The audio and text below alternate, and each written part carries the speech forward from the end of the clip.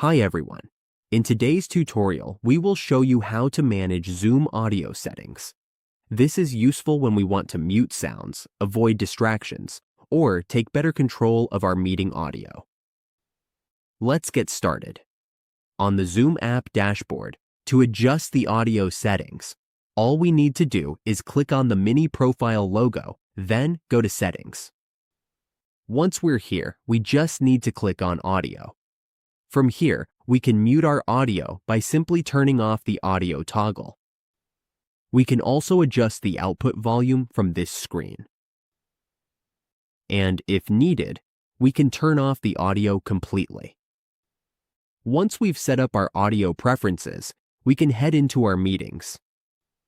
For example, when we join or start a meeting, as we can see, the audio is on by default.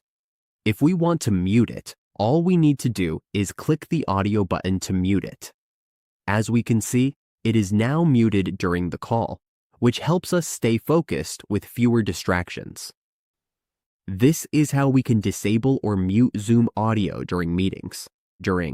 Whether it's our microphone, speaker output, or other participants' audio, these settings help improve privacy, reduce background noise, and make meetings run more smoothly.